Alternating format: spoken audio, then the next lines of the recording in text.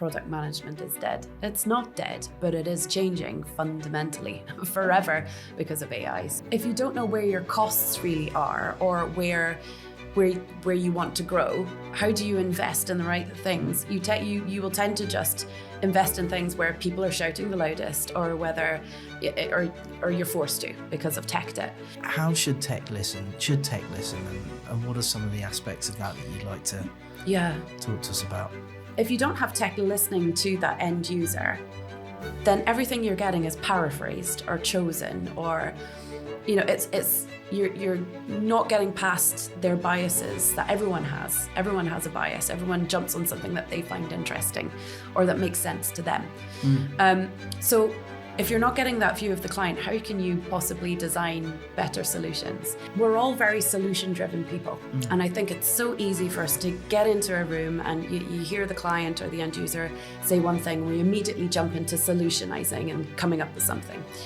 But if you don't put the person or the persona at the heart of it, you don't see what the rest of their day looks like. You might end up designing something that doesn't fit in with that or creates more friction. I think there's a lot of AI tech bros out there who do have they've just got a GPT, they put a nice UI around it and charge thousands. Welcome to Opticast, the official podcast from Optifi. I'm Alan Negre, I'm COO and co-founder, and today I'm speaking with our Chief Product Officer, the legend that is Cara, right? All the way over from sunny Glasgow. So we're keen to talk today a little bit around what it means to build a great product in the TCSP sector, right, in the space, not just systems, but probably fundamentally experiences. Human first, outcome focused, an emotionally aware product, right? Cara, welcome. Thank you so much for having me. I'm so excited to be here. But we would love to know a little bit more about you first, right? And the voice obviously behind our product, the one that sources the voice from, all of our clients. So for those who don't know us yet, in your perspective, what is Optifi? So Optifi is consolidating all of the different journeys, the different customer journeys and experiences that a trust company, a fund, a FID, a family office have day to day. So there can be so many services that are offered, distributions, payments, credit, FATCA research, all the client and entity management services that go into that. And then not just the servicing side, but the actual running of that corporate services. What's their scorecard? Where are their risks? How are they managing things across the teams? There's so many things that this industry is having to juggle, and they have so many apps that are spread across the desktop, and they're all sort of stitched together with like string and bubble gum.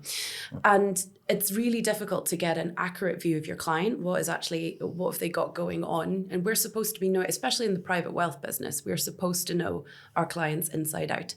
And it's really not great to have a conversation with them to say, I'll get back to you with that. I just need to go and check 20 different dashboards. And not being able to evidence to regulator what your processes are, that there are no gaps, that things are automated where they can be. So it's bringing together all of those experiences into a one-stop shop, which is Optifi, where we can leverage all the cool tools, all the innovative stuff out in the industry that you don't have to stitch together anymore. And you can just use one experience to see that. I really like the way you kind of pulled that together. You're quite right. That orchestration there, that single pane of glass, just to make things easier and better and just work, right? Yeah. But Cara, actually, whilst we're, certainly at this stage, I'd just love to hear from you a little bit around, well, actually, if you've got an interesting career fact, is there something cool, a cheeky little story you'd tell us? Oh, no. So when I was in my youth, I was on the trading floors, one of the equities trading floors in London. And Okay, so proper kind of ticket, kind of buy. No, I was really disappointed. It didn't look like that. No, it was much more modern. I thought it would be something out of the 80s, but it's something much more modern. And the sprinkler system malfunctioned. So all the traders, there's hundreds of people on a trading floor, they're huge. And slowly, and everyone's like, well, it's raining, I'm getting wet, but I'm just going to continue, they'll fix it. But slowly everyone's like, coffee mugs were starting to fill up with water, like it's just not going off. So I was sitting there going, oh my gosh, what are we going to do? And I saw the full resiliency kick in, and there was like a line of taxis outside, everybody got in and went to the disaster recovery site, and there wasn't even a blip in the market. Really? It was amazing to see. So raining on computers on a trading floor. Yeah, filling all cups down of their 8 coffee. screens. It was amazing to see the resiliency and the thought about their experience when they're going across, and there wasn't even a blip in the market, and it was amazing to see. And that's when I knew that there's serious power and innovation here. That's unique. So that's a cracking story. I suppose building on that actually, or maybe sort of take one of the other things we'd kind of love to hear at this stage is there anything exciting you're working on? What is the most exciting thing you're working on? Oh, we were kicking off Optifi. The first product has landed. You know, it's actually a living, breathing thing. Up until very recently, it's been a concept, but now it's here.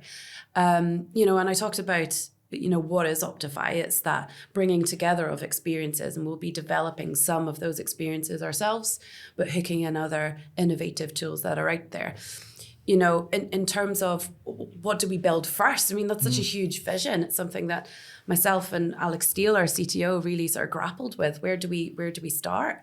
So we've built that backbone, that we've built the actual foundations of that platform. So it's all SaaS-based. So there's no on-site installations. We've got single sign-on with Microsoft Teams. It's all within the Microsoft Azure architecture.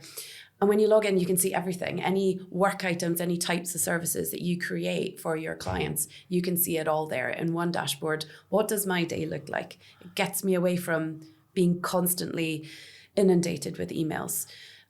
So we have that framework, and we have all the workflow there. So you can send it to compliance and your directors, your operations teams. You can mark things as with the client. So and we've got some KPI dashboards hanging off the back of that, but that's it there. And we can now jump off at any point now. Do we want to do payments? Do we want to do FATCA research? Do we want to, there's so many places we could go. That's what's really exciting to me now. Like the foundational stuff is there. And where do we go now? The thing is, you're quite right. And it must be incredibly sort of energizing, right? To have something built, right? Yeah. And I can understand why that, you know, having something that's actually, you know, birthed and out there in the world is a real sort of jumping off point and point of excitement for you. I'd be quite interested to hear actually for you, is there any particular product challenge or insight from, you know, going through that process that perhaps surprised you when you're sort of exploring, you know, a little bit deeper the trust and corporate services sector? Because, of course, your background is in, again, the wealth management, the private banking space, some of those adjacent industries. I think it was just how much the TCSP industry are just holding things together at the moment. Yeah. When we were looking at what we wanted to launch for our MVP, we were like, well, we could do this really cool journey, this end to end. I won't mention what journey it is, that'll be for the next podcast.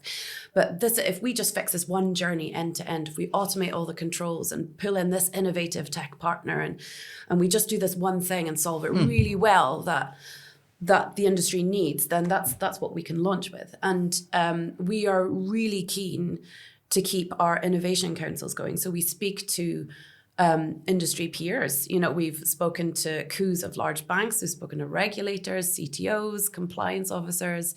You know, we went out to them and said, this is what we're thinking. We've got a design, isn't it great? And they said, yeah, it is great. But I've got more fundamental worries than that. Like I don't have a workflow solution.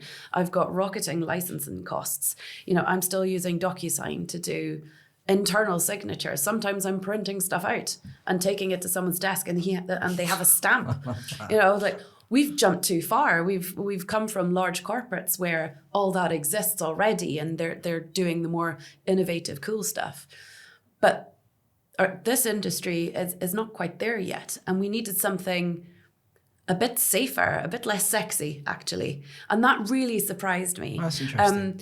But it's a gift in itself, because now we've built this platform that could give you everything in its basic form. And now we're layering in all the cool stuff, but we've got something to hook it into now. So that really surprised me. I thought they would want a wow factor right off the bat.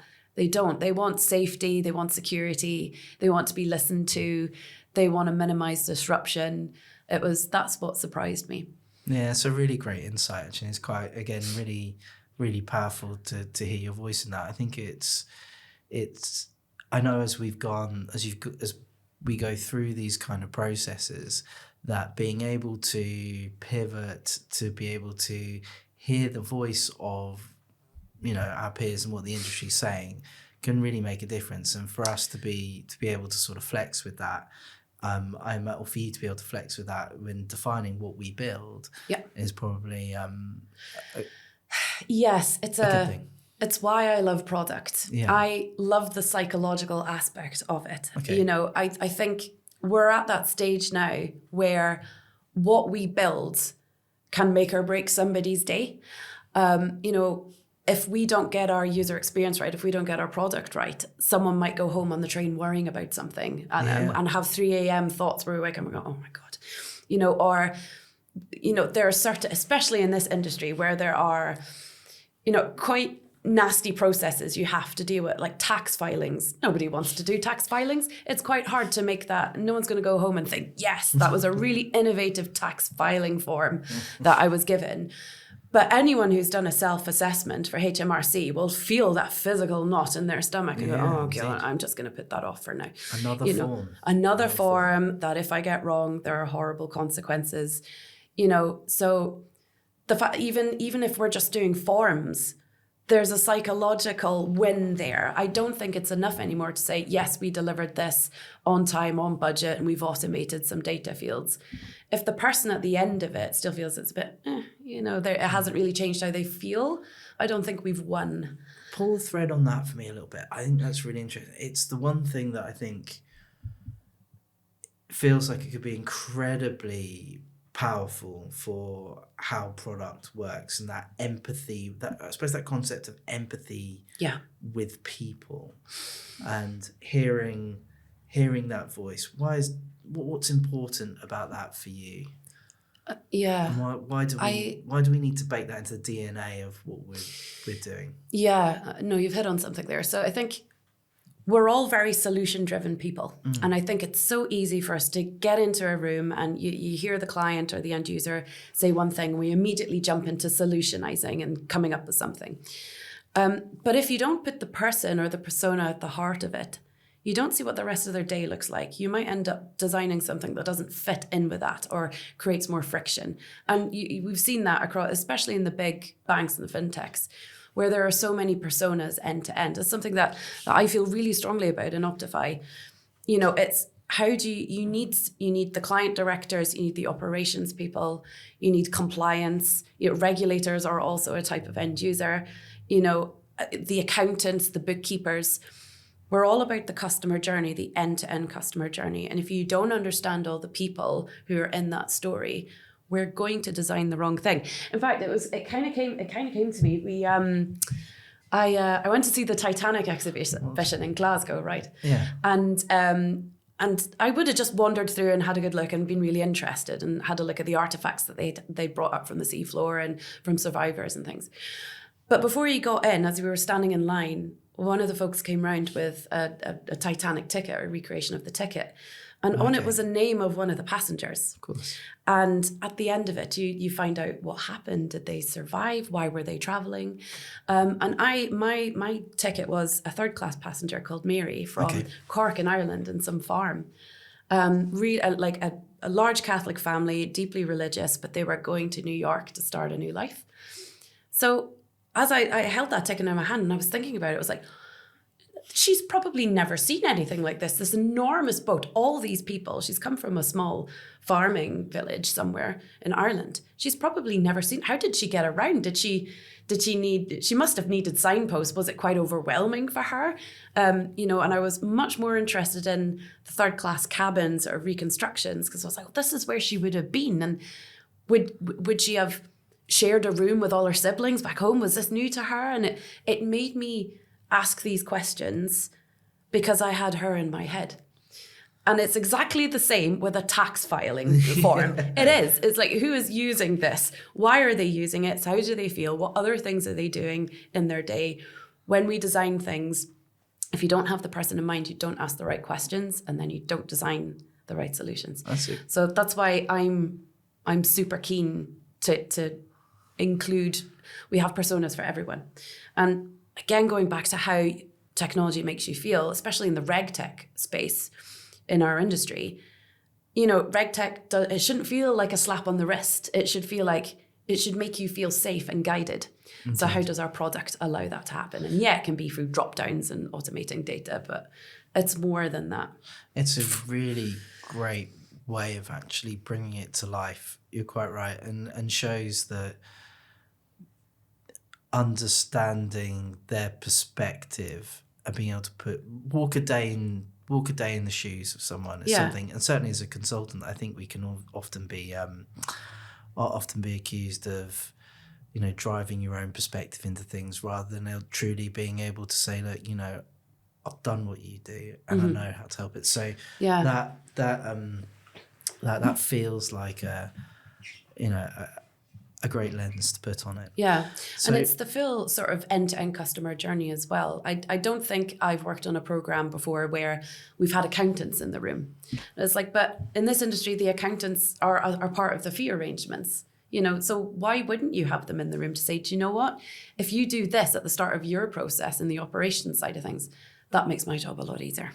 Yeah, no, I like that. And one thing I'd probably love to just get your perspective on, your thoughts, is that obviously is customer experience, is it all empathy and people, or do you have to apply compliance? And what about some of the less exciting elements of getting things and processes and ways of working right?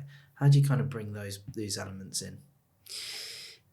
Yeah, I think it's involving them in the beginning. I think a lot of the time the friction we get from compliance risk and legal colleagues is that they're involved too late.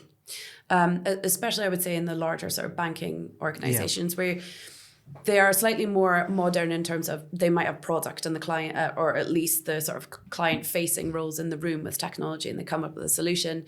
We estimate it, we start building it, and then we go through the compliance toll gates, and it gets 3 months down the line, and then compliance, who's never seen it before, will say, no, you can't do that for various reasons. And then they're seen as a blocker, and it's just not, it creates that barrier, that friction. It's like, well, how do you get these folks to agree?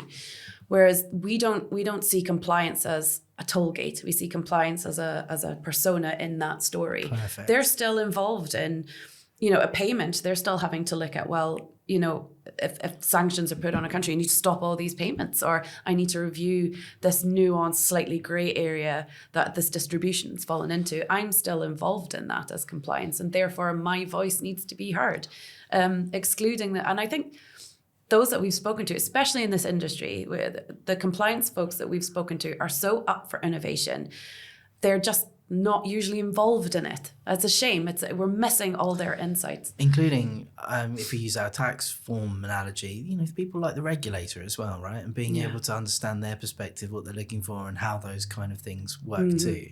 So building on that as well, Cara, I'd love to kind of also explore a little bit around the technology team and what, and certainly from your experience and, sort of taking that technology and the industry and building a product, how should tech listen? Should tech listen? And what are some of the aspects of that you'd like to talk to us about? So this is something close to my heart, I think, because I think historically, larger corporates have not had technology in the room. They are being seen as an execution function. So you will have sales and marketing, customer success, client experience, the front office will be with the client. Yeah. It probably won't even be on a call. It'll be out to dinners and whatever it is. But they will then come back and give all the client insights to tech and say, well, this is the solution we think based on our client, and then tech execute. And product is then kind of relegated. We get into that very messy space where product is it really product, or we just project managers here? Okay.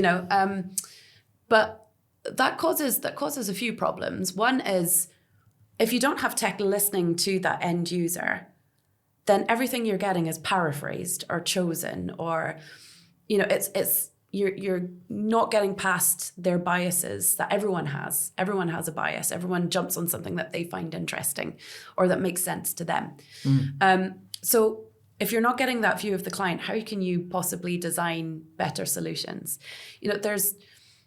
I've been caught in many conversations, again, where we're trying to solutionize without thinking what the problem is. So having tech in that room offers that other balance, that other voice. Well, what are they actually asking for? Because there's loads of different tech solutions rather than the one that you've decided is the right one. I think it's also retaining talent as well. I think tech want to be involved in those discussions. I think if we're treated like a build factory, you are going to lose top talent to other, I guess, industry innovators. So do you believe are there any myths then that you feel you'd kind of explore? Well, are there any myths on what you feel product managers do and what they are? Oh, so much. I think because it's so inconsistent across different industries. I think in banking and fintech, the role of a product is entirely different depending on the company, the org within the company. I think sometimes product means this mishmash of a bit of business analyst, a bit of business analysis, I should say, project management. It might be a bit of UX design as well. It might be Scrum Master, it might be tester. There's all these different things that product tend to do. But that means if it's not baked into strategy, if it's not based on growth and revenue and being able to tie it back to OKRs and have a deep understanding of the customer, those roles are very easy to make redundant. What's really clear is that, picking up on something you mentioned earlier, is that you're bringing together so many insights from different personas, different users, different voices. How do you handle potential conflicting insights from those users to kind of create something, the right thing, the right thing? Yeah. No, you're absolutely right. And I think with those insights comes ideas, because again, everyone likes a solution. They need to come up. So a lot of the time when you get an insight, usually it's in the form of an idea that a client has had. Oh, I need this. And you need to dig down into it. But especially with the rise of AI wireframing tools, and you can get to market quite quickly, it's brought this onslaught of ideas, which is amazing. But to your point, where do you even start, especially with a vision as ambitious as Optifi? So I think one thing that I like to do is ground myself in what OKR we're looking at. What's our business strategy? What are we looking at? I've been in so many discussions, where we've been told we need to cut onboarding time. We're onboarding a client. We need to cut that onboarding time. Why? It's too long. So, brutally, why? What's the pain point?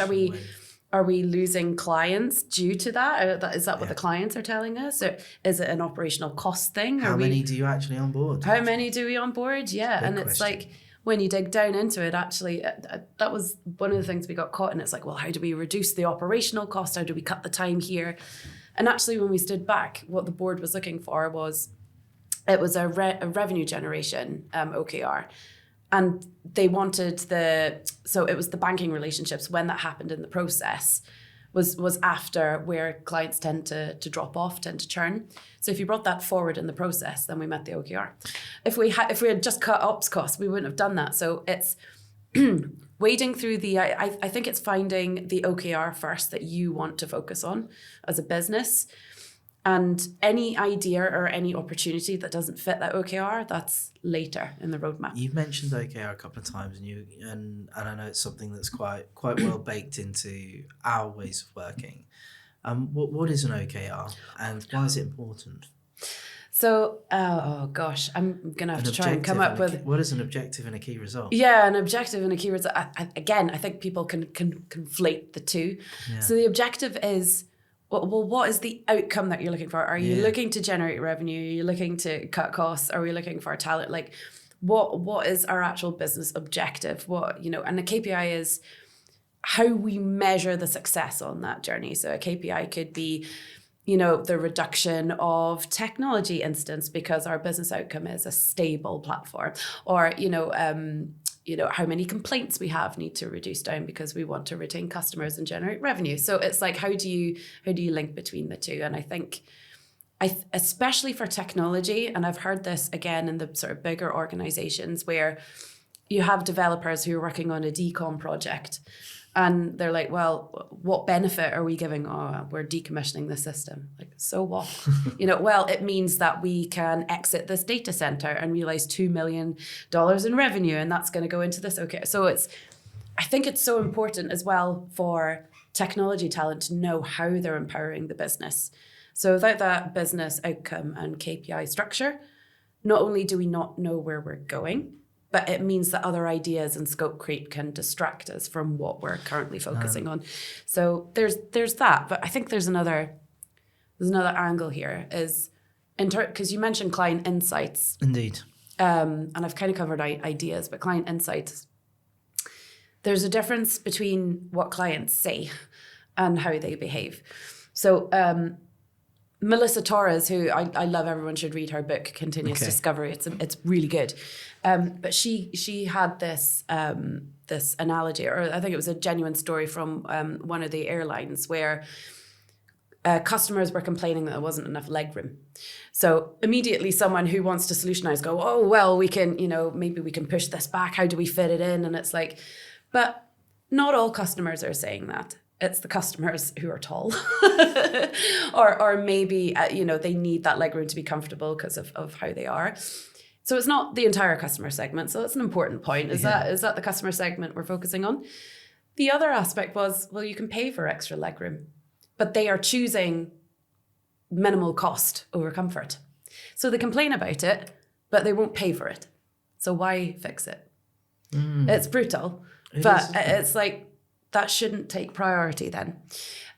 So I think, and in our industry, where I've seen slightly different things in terms of what people say is that if you talk to client directors and COOs and you say, we're building Optifi and we're looking towards an industry standard, they'll say, that's brilliant. That's what we need. We need industry standard and consistency. And it's like, but it should be my form that you build. It should be my process. That's the industry standard. So I don't want to adopt anything else. And I'd like some wow factors. And I'd like some wow factors in there as well. But that's not actually what they're saying. They're not saying that they won't change. What they're telling you underlying is, I'm a bit frightened to change, to be honest. Yeah, okay. I'm a bit frightened about migrating all my business processes that I've spent so long trying to stitch together myself. We're getting on. I just feel like that's going to grenade that as a result of moving. That's what the underlying fear is. It's not because they want to use their form. There's an underlying fear. So again, that changes the solution. It's not going to be, it comes down to what I hear you saying here really, again, just falls down to empathy and understanding their perspective, being able to help guide and shape things through that. And to be honest, one thing that came to mind whilst you're talking there, especially your books, when you joined, one of the things that you sort of shared with us was a book recommendation, a chap called Marty Kagan, right? Yeah. A book called Inspired, which I did take time to read. So is there anything from the art of product, right, and taking a product back through to market that you'd take from there? And some of the things I'm thinking, there's a lot of learnings in there for me as well, right? Sort of the triumvirate of how technology, UX design, and of course product owner kind of work, and making that sing in the right way that really does bring results. Yeah, Marty Kagan really splits the product community down the middle. So yeah, some people are like, they totally understand what he's getting at. And then you've got other folks who are like, well, that's great, but it's really hard to make that model work in huge organizations, because a lot of that needs CEO buy-in. I mentioned not having tech in the room earlier. And a lot of that is down to fear. Well, if you have tech in the room, they'll start to talk about architecture and like how complex something is to build. And we might lose this client, that's the fear of having them together. And that's, you can't just come in and say, well, Marty Kagan says we should be there because we think we'll be more innovative. That's not going to override the fear. So some of the, challenges to the Marty Kagan model is, well, that's great in a startup or a small team, but large corporates is quite hard.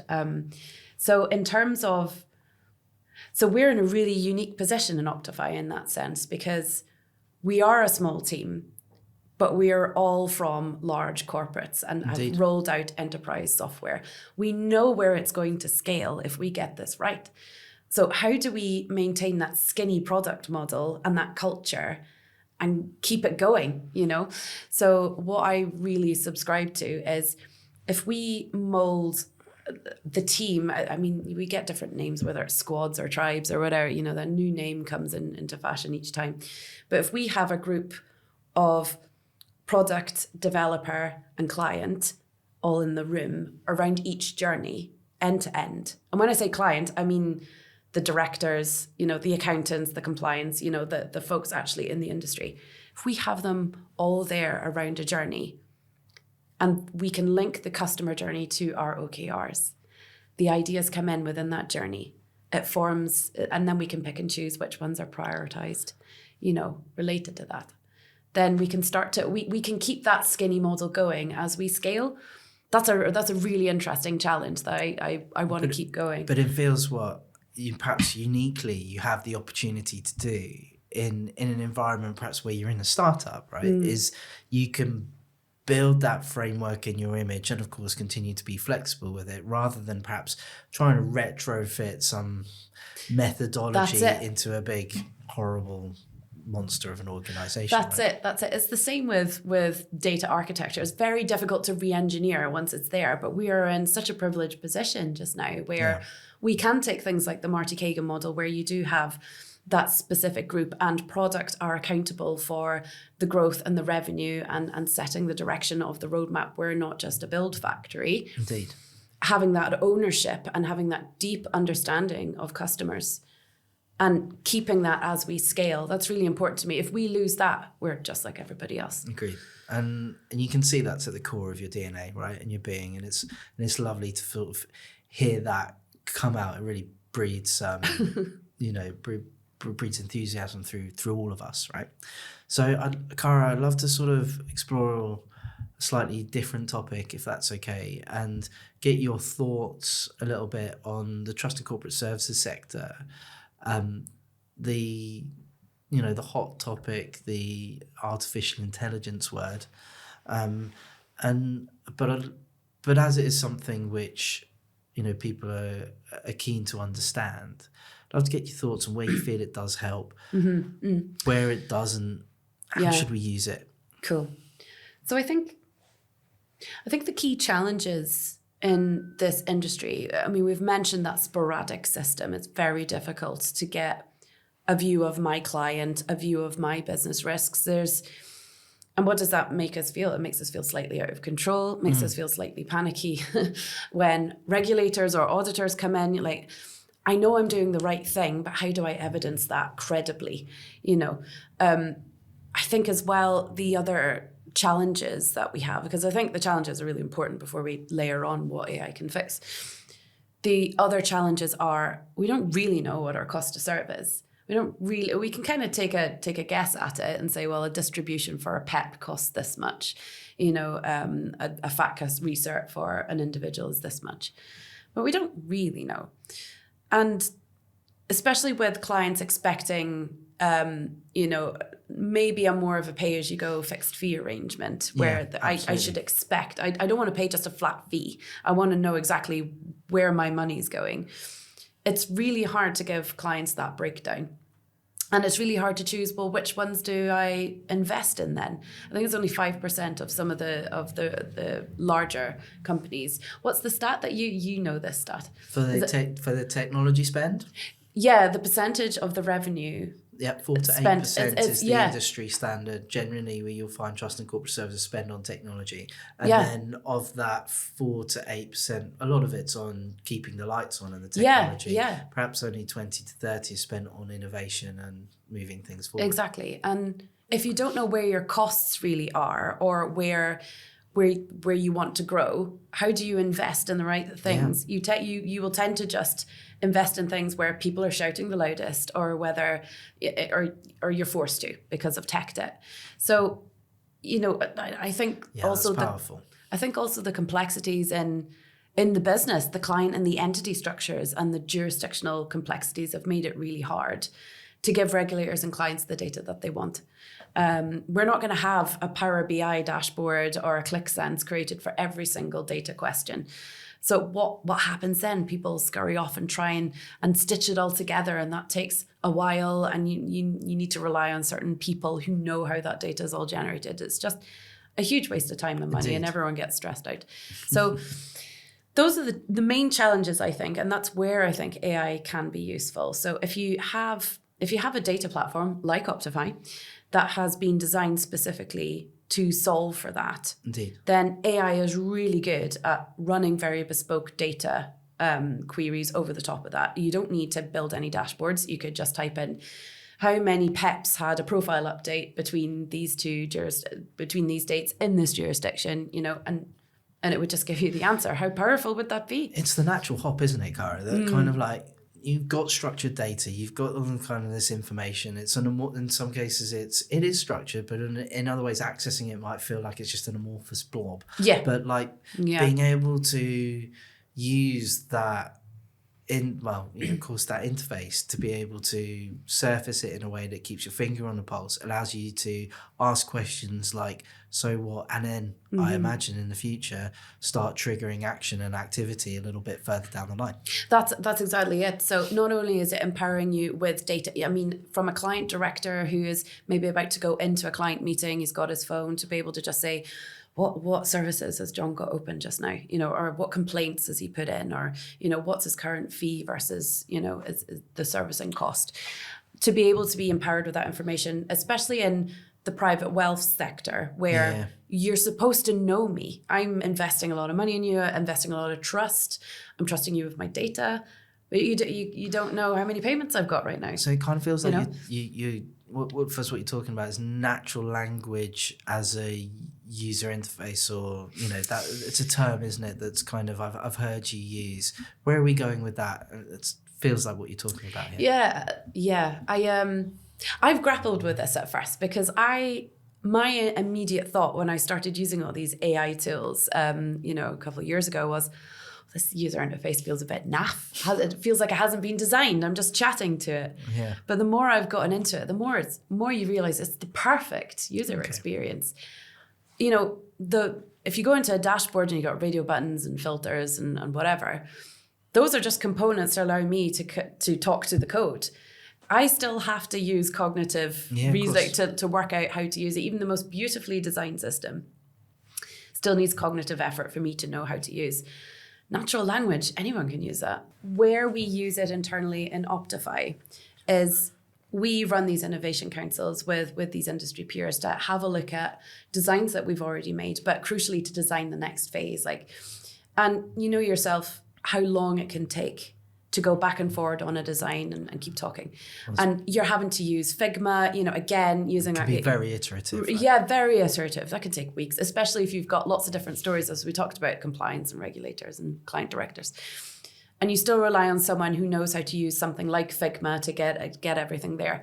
Whereas what Alex and I have been using, we've been using Lovable and Vercel, these AI wireframing tools, where you can just feed a data and say, create me a client entity management screen, and I want to see these features here, and I want a table of this here, and you don't need, you just type it in. I don't need to learn how to use it, and it generates it, and you go, actually, I don't like that, and actually we need to put that stat in, add that stat in, and it just condenses weeks and resources down into this very skinny, quite energizing session that we can have with end users. And you're developing at pace there as well, right? At pace. I know you're obviously probably not directly using that specific code, but that iterativeness, that ability, but it feels like you're saying there, is be able to live change things with a client. Yeah.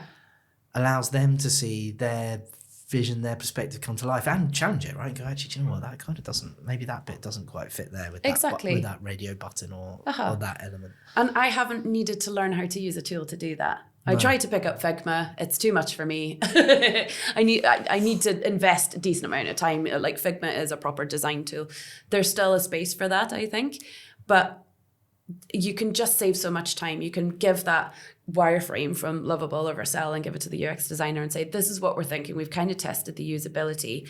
that's a framework, but obviously with your creativity and the nicer tool to use, then could you just do a one-off, instead of this iteration? It feels like natural language experience is becoming the new customer experience. It is. It's folding into it at least. Yes, and it was the CPO of Microsoft, I believe, where she covers the internal productivity pools, Arpana. She was on Lenny's podcast, again, a great podcast for product-minded people. Okay. She said NLX is the new CX. And I do think she's right. And it's the new CX for us on the innovation side, but it's the new CX for our users if they're wanting to understand where the client is right now. Even if the client's on the phone and they're saying, where's my payment or what's happening to this? Just type it in, have a look. But also empowering actions. If you're looking at assigning someone's workload to someone who's they're on holiday and you want to assign it to someone else, being able to type that in, send all of Cara's items to Al because she's on holiday. And maybe coming back and say, do you know what? He's got quite a lot on his plate just now. He didn't do any of them. Yeah.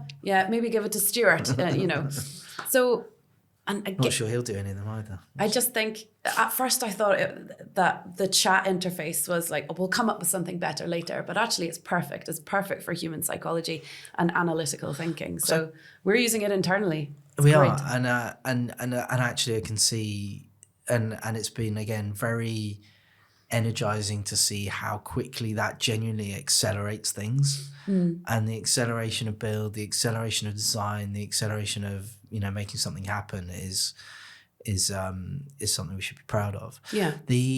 By those enabling tools. Cara, it'd be quite interesting to hear from you. Is there an AI feature? Is there something that you haven't built yet that you'd love to? Is there some really, what's the next thing that you think would be pretty cool? The next thing we do have on our roadmap is that AI query bot that we've got. I don't like calling it a chat bot. That piece, I think we need to change the terminology and come up with something cooler. But I think now that we have, we spoke at the start of the podcast, what have we built? What is Optifi? And we've got that framework in place where you can do FACAs and payments and whatever. To be able to have AI over the top of that, to have that pop-up so that anyone, a client director about to go into their meeting with a client servicing our ops who are taking phone calls all the time, or an accountant who's seen a break on something, on one of their statements that doesn't quite make sense, to be able to just launch that and say, give me all the transactions between these dates, or an auditor comes in, what are all the transactions where the beneficiary moved to Iran, or what's this policy like what's your business resiliency policy in Optifi? What's your privacy policy in Optifi? What's my maternity policy in my company? And just being able to get that visualized. That's what we're working on just now, and it's in beta, and it's so exciting. And I think it's, coupled with Alex Steele's sort of CTO vision of the data architecture, it's going to be easy to layer that on. You're right. There's a productivity crisis that the industry, the world is ultimately kind of wrestling with. And those types of use cases, right, just level up, like the stories, like the practical use cases of everyone probably using an LLM in their own personal life. Yeah. There are those things that just gonna make things go a little bit faster, do more or less. Yeah, I think one of the challenges is a lot of people are promising that. I think there's a lot of AI tech bros out there who do have they've just got a GPT, they put a nice UI around it and charge thousands. And I do hear cynicism in the industry now. Do you think people can see through that? People can see through that now. So I think that is a bit of a drawback. You do have to, I don't like us describing, we will never describe Optifi as an AI tool. I mean, you may as well say we're a Sybase tool or a cloud tool. Like, so what? We're using AI in the context of the business. It might not always be the right solution, So I do think there's cynicism, and I think sometimes that's a challenge to try and wade through that. One thing we're really keen to do, though, is that Optifi, if we're using AI to run automated checks. So, for example, if you're looking for a suspicious activity, on a form, that's a yes or no answer, really. But for that person at the moment, they're having to go off and check various different, looking at the historic transactions, looking at other invoices, looking at their identification and verification, all these other things that will make up that decision. if Optifi comes in and automates that and we have a plan to do so, we still can't just say yes or no. We still have to show our workings out. There shouldn't be any scary black box solutions where if the regulator comes in and says, how have you performed that check? Our customers will say, well, Optifi does it. So we still want humans to be able to go in, especially in this industry where there's so many gray areas and jurisdictional nuances and quite personal relationships as well. You know, you're going to have a human with that expertise and oversight. In the loop, keeping the human in the loop. You keep the human in the loop. And I get part of this industry is very relationship based, and AI is not going to be able to automate that things, because you did ask, you know, where is it not useful in our industry? Yeah, and building on that actually, and perhaps just something that I'd be intrigued to get your thoughts on is, does it feel like you talked about obviously natural language being the UX? Do you think that will there's a risk that will make everything just generic? The only way we'll interact with any technology will just be through. Is that a good thing or is that a bad thing? No, I think that's a bad thing. I think through LLMs. Yeah, I mean, don't get me wrong, I love it. Like you've seen me talk about it. I think it's amazing. I think this is the new revolution, and we're on the cusp of it. It's really exciting. But if we use it too much, like AI can't do true innovation. It can't come up with anything unique. It can look at patterns and things that have been fed into it, but it's not going to give you a new idea. It might help you curate ideas and go back and forward and make decisions, but it's not going to come up with anything new. So we've all seen those AI generated pitch decks, marketing emails, roadmaps. It's all cookie cutter. And we're now starting to be better at spotting it. Yeah. Say, well, that's AI. Well, that's clearly AI. People who message you on LinkedIn, you go, I'm talking to a bot. You know, it's very easy to spot and it's easy to discard. And in this industry, people invest in other people. Okay. So if everyone's using AI to generate those things, you're kind of covering what makes you special in this sort of thick, sticky gloss. And it's going to be quite difficult to shine through. Good question. So what's more special? You know, a mass-produced product that's quite cheap and all looks the same, or a handcrafted item that's built using years of culture and experience, and maybe has used AI to accelerate the build. But your idea and your soul, for want of a better word, is in that product. Yeah, such a good point, because the industry really does want to empower itself with technology, right? And it does, you know, it needs to help drive that kind of productivity challenge. But of course, it also really wants to differentiate. Each trust company is going to want to differentiate themselves on the things which is, you know, their USP. Yeah.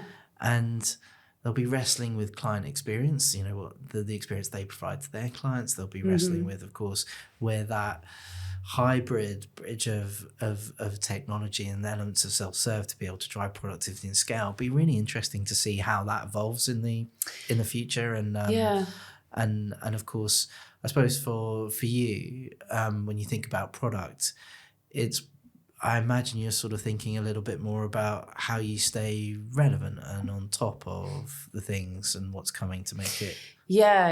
And if you're ever on LinkedIn looking at a lot of the posts there now, you know, product management is dead. It's not dead, but it is changing fundamentally forever because of AI. So I wouldn't have thought it's dead. That's interesting. Yeah, there's a lot. I think a lot of it's clickbait, obviously, but you know, we're not going to need product managers. We can just get devs in the room with the end users, and I mean, sure, if the devs want to do that, a lot of devs don't.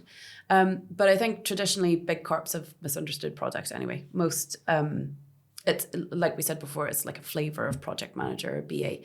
But we are going through such a fundamental change with so many tools generating ideas. It's become all the more important for product to be looking at what we build next. You know, how do we look at the market trends? What are our customers saying? What are our prospects saying? What is a quick win in the context of our OKRs? You know, product management isn't dying. It's not. You know, it's not a dead role, but I do feel like roles are collapsing into one. You know, for a small startup, would you hire a UX researcher, a UX designer, a BA, a project manager? You can't. Yeah. It has to be product. And again, subscribing to the Marty Kagan model, where product is owning those things. So I do think the role is changing. It's going to be more multifunctional, varied. It's going to be more creative.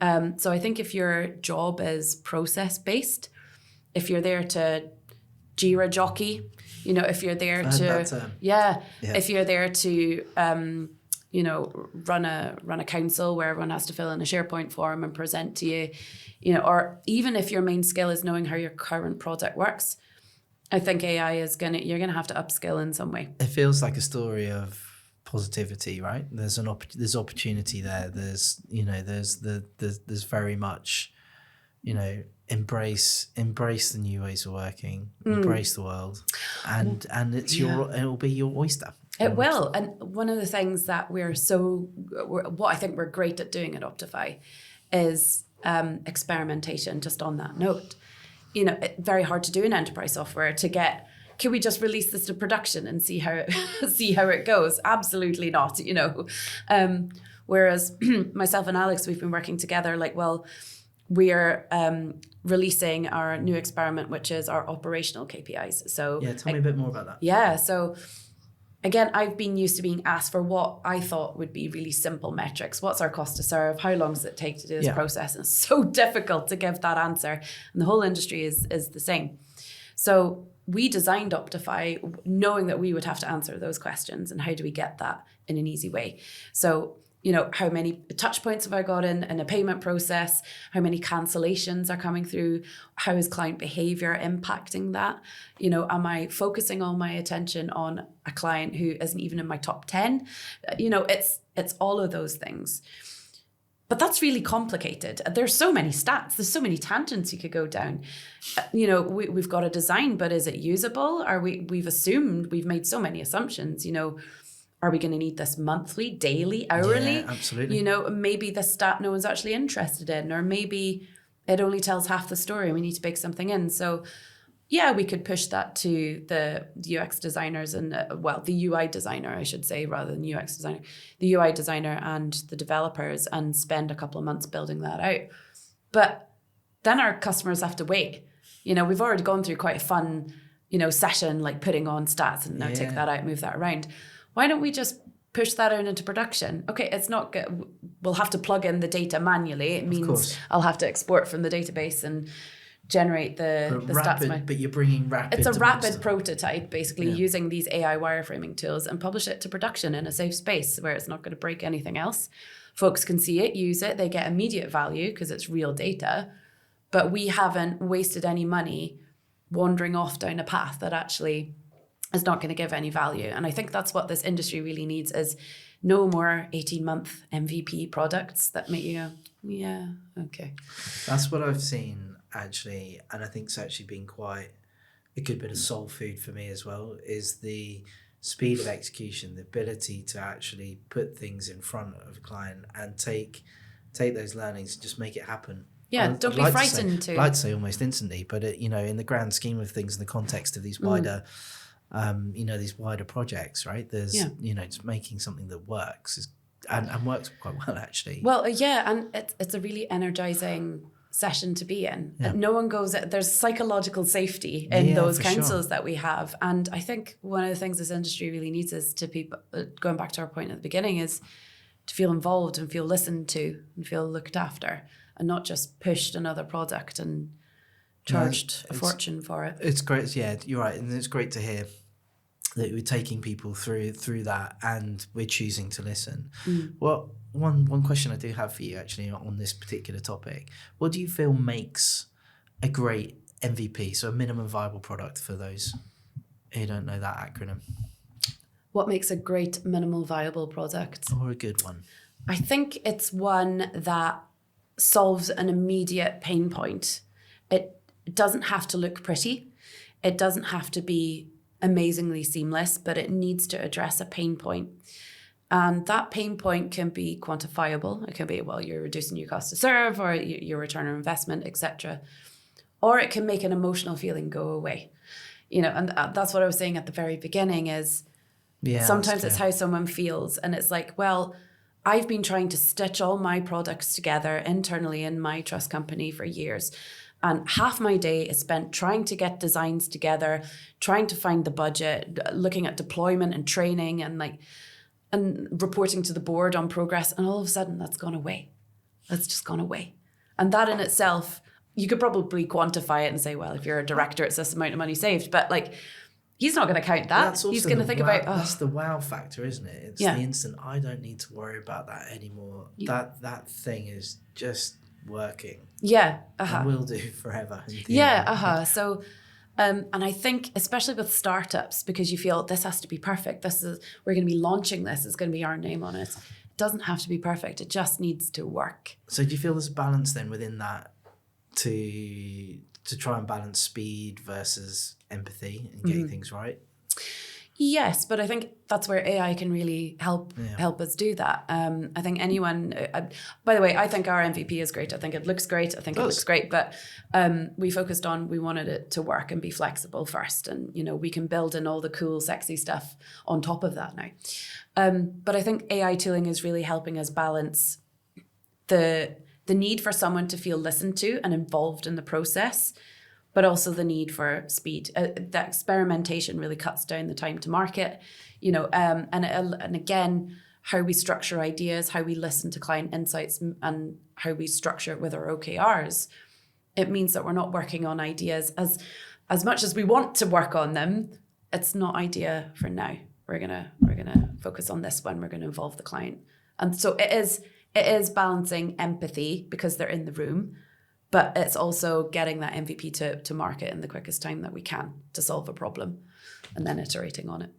Agreed. That's a great point. And Cara, actually, I think, thank you. It's probably a really good point to wrap up. It's been an honour to spend a bit of time, talking through these things. Very thoughtful insights around the challenges in the industry and of course the opportunity and how things should work, right? In a product in that ideal environment. Is there anything that any parting thoughts that you'd like to sort of leave or get across?